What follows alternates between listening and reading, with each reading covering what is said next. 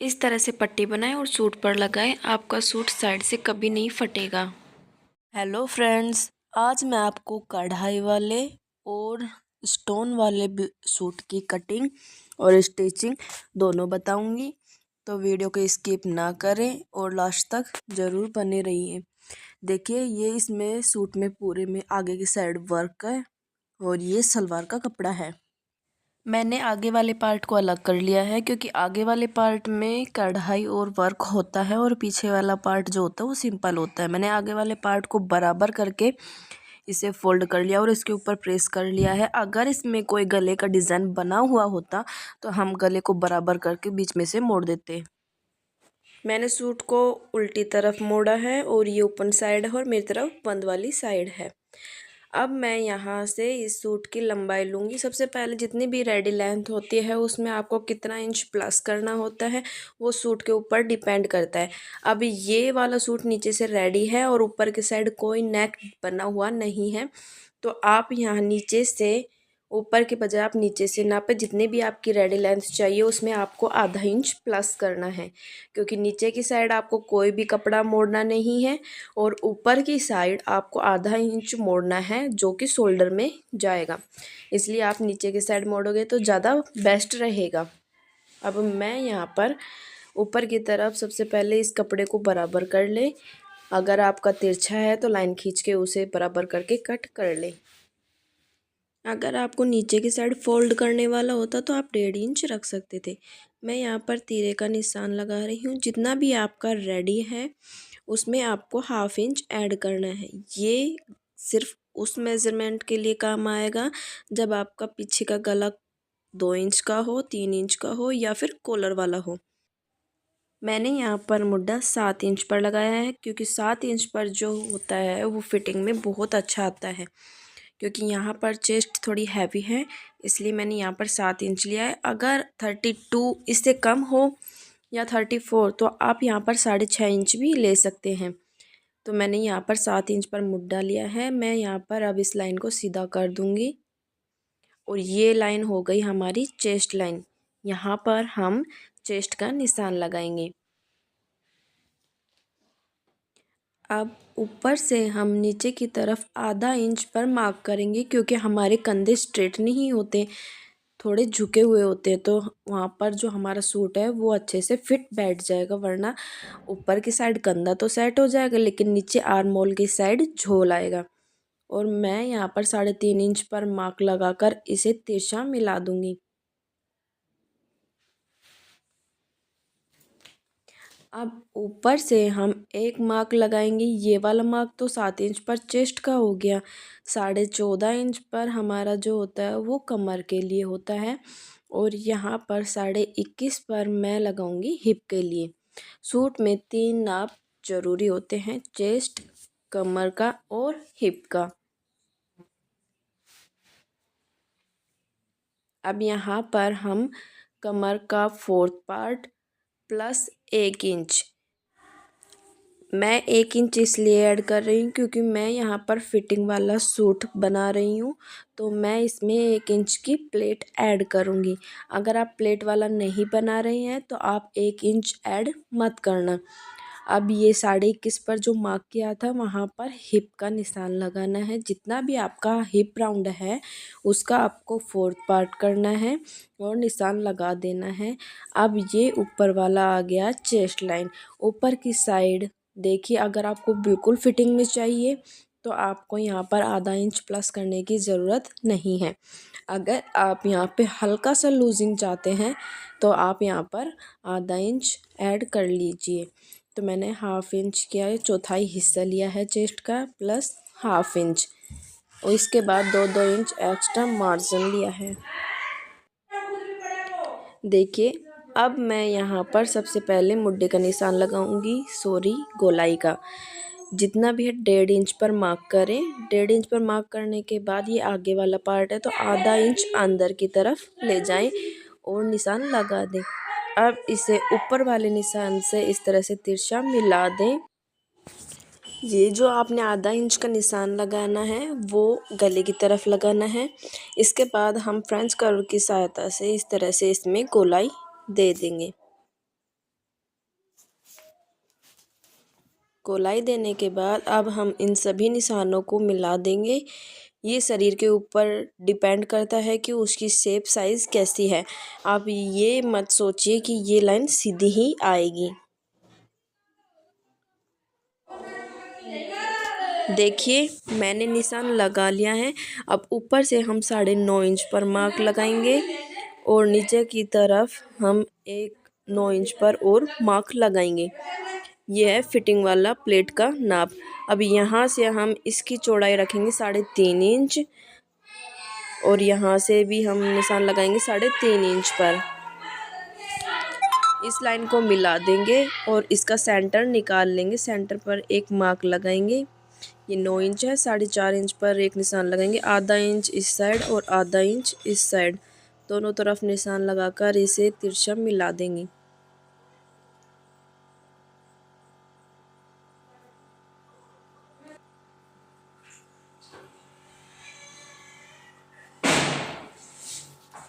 अब इसके बाद हम नीचे की साइड चाक मोड़ेंगे, तो उसके लिए जितना हिप साइज़ है आप उतना रख सकते हैं। और अगर आपको थोड़ा कम चाहिए तो सिर्फ 1/2 इंच ही कम करके उस पर मार्क करें। और मैंने यहाँ पर 1.5 इंच रखा है क्योंकि मैं इसे तुरपाई वाला बनाऊँगी। अब स्ट्रेट लाइन ड्रॉ कर देंगे। अब मैं इसकी कटिंग कर लेती हूँ।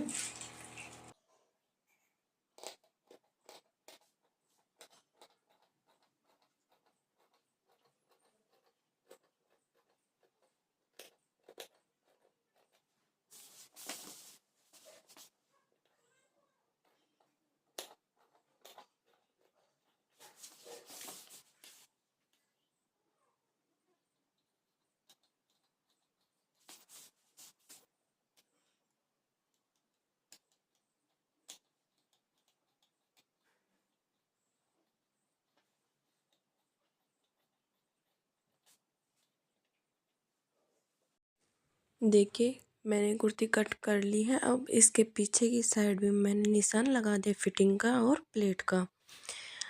एक चीज़ याद रखिए, जब हम पीछे वाले पार्ट को कट करते हैं तो हमें एक्स्ट्रा कपड़ा लेने की कोई ज़रूरत नहीं है। हम सबसे पहले चेस्ट का माप लेंगे और हिप का जो भी साइज़ एक्स्ट्रा है हम उतना ही इसे कपड़े को फोल्ड करेंगे, जिससे कपड़े की बचत होगी और स्लीव में कोई भी जॉइंट लगाने की ज़रूरत नहीं पड़ेगी। अब पीछे वाले पार्ट को मैं फोल्ड करके बिछा लूँगी, जितना हमें सबसे ज़्यादा पार्ट चाहिए। इसके बाद देखिए ये मेरे पास जो है ओपन साइड है और ये जो सूट की है वो बंद साइड है। अब यहाँ पे हमें सूट को रखकर इस पर मार्क करना है। मैंने सूट को इसके ऊपर बराबर करके बंद वाली साइड से बिछा लिया है। अब नीचे की साइड मैं यहाँ पर 1.5 इंच एक्स्ट्रा निशान लगाकर मार्क कर दूँगी, क्योंकि हम नीचे की साइड यहाँ पर फोल्ड करेंगे और आगे वाले पार्ट में हमें कोई फोल्ड करने की ज़रूरत नहीं है। इसलिए यहाँ पर मैं 1.5 इंच एक्स्ट्रा ले रही हूँ। इस लाइन को सीधा कर लूँगी और जो भी मार्क आगे वाले सूट में लगाए थे सेम वही लगाकर मुड्डे की साइड हम आधा इंच बाहर की तरफ मार्क करेंगे, क्योंकि जो आगे वाला पार्ट होता है उसमें आधा इंच की कटिंग होती है, जो कि हमने पहले कर ली है। और पीछे वाले पार्ट की जब कटिंग करते हैं तो पीछे वाले पार्ट में आगे वाले पार्ट से मुड्डा जो है आधा इंच ज़्यादा होता है, जिससे कंधों में खिंचाव नहीं आता है। देखिए मैंने आधा इंच मार्क कर लिया है। अब इसके बाद इसकी भी मैं कटिंग कर देती हूँ।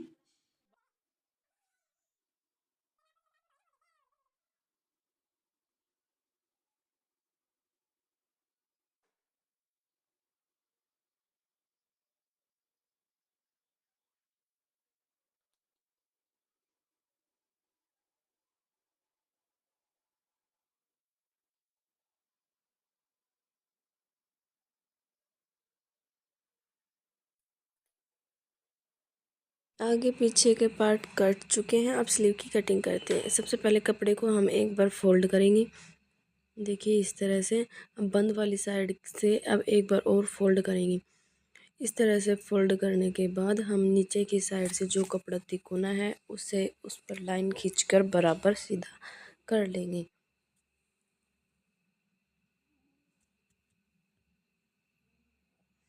इससे ये होगा कि हमारी बाजू जो है बिल्कुल स्ट्रेट कट होगी। आप जितनी भी आपको लंबाई चाहिए उसमें आपको 1 इंच ऐड करना है, क्योंकि आधा इंच ऊपर की तरफ जाएगा और आधा इंच नीचे की तरफ जाएगा। अगर आप इसे तुरपाई वाला बना रहे हैं तो नीचे की साइड 1.5 इंच रखें और आधा इंच ऊपर, तो 2 इंच एक्स्ट्रा करें। मैं यहाँ पर 1.5 इंच एक्स्ट्रा कर रही हूँ, 1 इंच नीचे की तरफ और आधा इंच ऊपर की तरफ। बंद वाली साइड से निशान लगाएं। जितनी भी आपके हाथ की मोटाई है उसका आधा करें और 1.5 से 2 इंच एक्स्ट्रा मार्जिन रखें। ऊपर की साइड मार्क करने के लिए हम पीछे वाले पार्ट को लेंगे सूट के। अब इसको ऊपर की तरफ ध्यान से देख लीजिए, इस तरह से सेट करें। इससे आपके क्रीज बिल्कुल भी नहीं आएगी, झोल बिल्कुल भी नहीं आएगा आर्म होल्स के अंदर, और फिटिंग भी बहुत अच्छे से आएगी। इस तरह से सूट के बाजू के ऊपर रखें और निशान लगा लें। और निशान लगाने के बाद 1/2 इंच आगे की तरफ मार्क करें। देखिए लाइन सीधा करें और अब इसे कट कर लेती हूँ।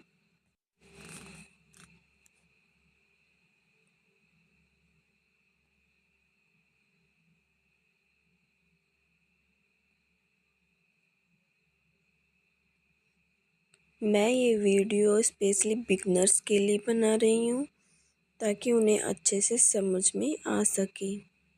देखिए मैंने स्लीव की कट कर लिया, बीच में छोटा सा कट लगा लेंगे और सिर्फ 2 पल्लों को उठाकर इसे सीधा करेंगे।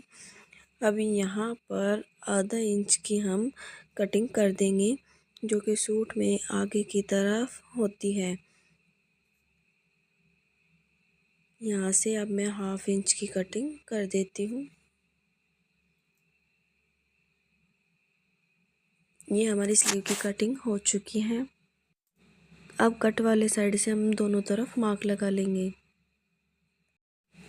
अब मैंने पेस्टिंग वाली बुकरम ली है, क्योंकि जब हम गला बनाते हैं तो हर किसी से पट्टी से सीधा गला अच्छे से फिनिशिंग से नहीं बनता है, तो मैं बुकरम के ऊपर बिगनर्स के लिए बहुत अच्छा आइडिया है। बुकरम के ऊपर मैं यहाँ पर 3.25 इंच पर मार्क करूँगी। अब ऊपर से मैं इसकी लंबाई 7 इंच रखूँगी, क्योंकि आधा इंच जो है ऊपर की तरफ चल जाएगा और 6.5 इंच जो है वो रेडी हो जाएगा, तो मुझे 6.5 इंच पर ही रेडी गला चाहिए। इसके बाद मैं नीचे की तरफ से लाइन सीधी कर दूँगी और एक चौकोर बॉक्स बना लूँगी। अगर आप चाहें तो इसे सीधा डायरेक्ट सूट के ऊपर कट करें और पट्टी कट करें उरेब में और गला बना लें। अब जिस भी शेप में आप इसमें गला बनाना चाहें उस शेप में आप बना सकते हैं। मैंने यहाँ पर 2-2 इंच पर मार्क किया है। इसके बाद मैं इस लाइन को सीधा कर दूँगी। अब यहाँ से मैं 1.5 इंच पर मार्क करूँगी। मार्क करने के बाद इसे मैं यहाँ से तिरछा मिला दूँगी और ऊपर की तरफ मैं हल्की गोलाई देते हुए राउंड शेप बना दूँगी। आप चाहें तो फ्रेंच कर्व का यूज़ भी कर सकते हैं और चाहें तो आप हाथ से भी इसे गोलाई दे सकते हैं। देखिए इस तरह से मैंने गोलाई दे दी है। इसके बाद सबसे पहले हम बाहर वाली साइड एक्स्ट्रा मार्जिन करते हुए कट करेंगे, ताकि हमारा जो गला है वो हिले ना बाद में। अब मैं सबसे पहले बाहर वाले पार्ट को कट करूँगी और उसके बाद मैं अंदर वाले पार्ट को कट करूँगी। अगर आपसे बुकरम हिलती है तो आप यहाँ पर कच्ची सिलाई बीचों बीच लगा लें या फिर आलपिन से अटैच कर लें। गला कट करने के बाद हम इसे अब कपड़े के ऊपर जो चिकनी साइड है वो कपड़े की तरफ करेंगे और जो रफ़ साइड है वो ऊपर की तरफ करेंगे। इस तरह से हम इसे सेट कर लेंगे और बिल्कुल प्रेस को गर्म करते हुए इसके ऊपर अच्छे से कड़क प्रेस लगा लेंगे। अगर आप इस पे अच्छी कड़क प्रेस लगाएंगे तो ये चिपक जाएगी और हिलेगी नहीं यहाँ से, और आपका जो गला है बहुत ही फिनिशिंग के साथ बनेगा। और अगर आप इसे हल्का गर्म करके और लगाएंगे तो आपकी इसमें कोई भी फिनिशिंग नहीं आएगी, ये जगह जगह से उठना स्टार्ट हो जाएगी। प्रेस करने के बाद अब हाफ इंच का मार्जिन रखते हुए चारों तरफ से मैं इसकी कटिंग कर लूँगी। कटिंग करने के बाद हम इसे बराबर करेंगे और एक बार प्रेस लगा लेंगे ताकि बीच में लाइन हो जाए, और जब हम इसे सूट के ऊपर रखेंगे तो गला टेढ़ा मेढ़ा नहीं बनेगा।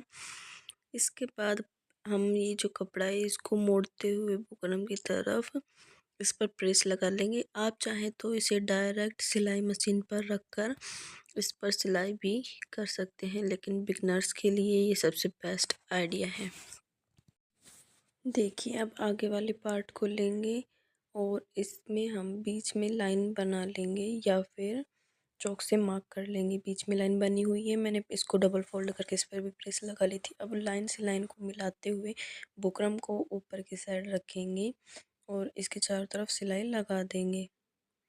सबसे पहले यहाँ पर आप आलपिन अटैच कर लें ताकि आपका गला हिले ना, या फिर आप बीचों बीच सिलाई मशीन से इसमें सिलाई लगा लें।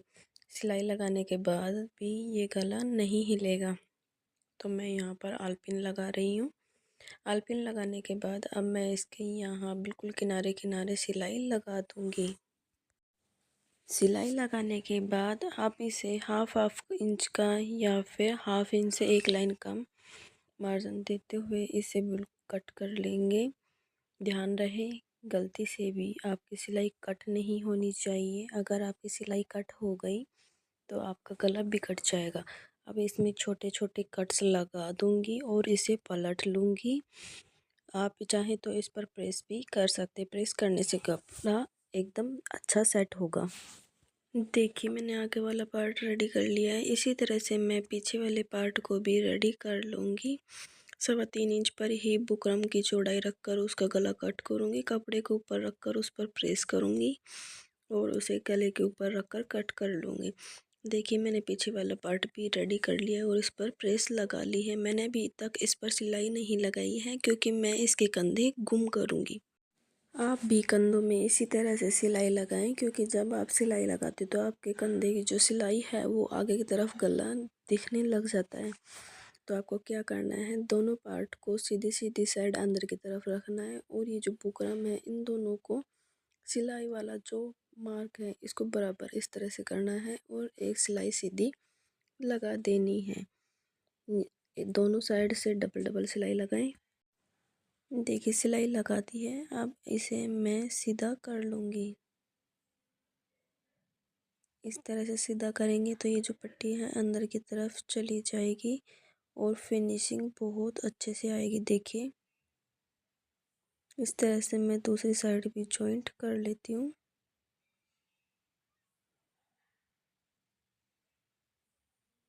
देख ही रहे हैं आप फिनिशिंग कितनी अच्छी है। मैंने आगे और पीछे की तरफ दोनों तरफ प्लेट के निशान लगा लिए थे। अब इस तरह से इसे पकड़ेंगे और इस पर सिलाई लगा देंगे। सिलाई कैसे लगानी है वो देखिए। देखिए, इस तरह से मशीन के ऊपर रखकर जैसे तिरछा था वैसे तिरछा निशान लगाएं इसके ऊपर, और यहाँ पर जो चौड़ाई है इसको बिल्कुल स्ट्रेट ना लें, हल्की सी गोलाई देते हुए इस तरह से प्लेट का निशान लगा दें और यहाँ से आगे जाकर इस पर डबल सिलाई ज़रूर लगा दें, क्योंकि ये सिलाई जो है डबल करने पर उधड़ेगी नहीं, और अगर आप सिंगल सिलाई रखेंगे तो ये उधड़ जाएगी। यहाँ से लॉक कर दें इस सिलाई को। देखिए, मैंने लॉक कर दिया है। आगे और पीछे चारों प्लेट पर इसी तरह से सिलाई कर लें। देखिए, मैंने सूट को बिछा लिया है। ये है मुड्ढा। तो अब ये जो आगे वाला पार्ट है इस पर बाजू कैसे जोड़नी है देखिए। हमने जब हाफ इंच की कटिंग की थी तो हमने यहाँ पर सिलाई लगाई थी। देख ही रहे हैं, ये मैंने निशान लगाया हुआ है। अब बीचों बीच कट को सिलाई के ऊपर रखेंगे और इस तरह से एक बार इस साइड सिलाई लगा लेंगे, क्योंकि बिगनर्स को सिलाई लगाने में दिक्कत ना हो और कपड़ा तिरछा ना हो, इसलिए पहले एक साइड से लगा ले फिर दूसरी साइड सिलाई लगा लें। देखिए मैंने स्लीव को आगे की साइड से मोड़ लिया है, इसकी किनारी मोड़ ली है। अब इस सूट को बराबर करके जितनी भी आपके हाथ की मोटाई है उस पर निशान लगाएं। मार्क करके इसे आलपिन से सिक्योर कर ले ताकि ये कपड़ा हिले ना। दोनों साइड मैंने आलपिन लगा के इसे बराबर सेट कर लिया है। अब इस पर सिलाई लगाते हैं। सिलाई लगाने के लिए सबसे पहले आगे की तरफ भी डबल सिलाई करें और नीचे की तरफ भी डबल सिलाई करें। देखिए यहाँ से जितनी मोटाई थी पहले वो निशान लगाएं। अगर 1.25 इंच पे है तो वहाँ पर मार्क लगाएं और एक 5 इंच पर मार्क लगाएं। यहाँ पर 15 इंच पर सिलाई थी, फिर 10 इंच पे मार्क लगाया और एक 5 इंच पर मार्क लगाई। इससे फिटिंग बहुत अच्छे से आती है।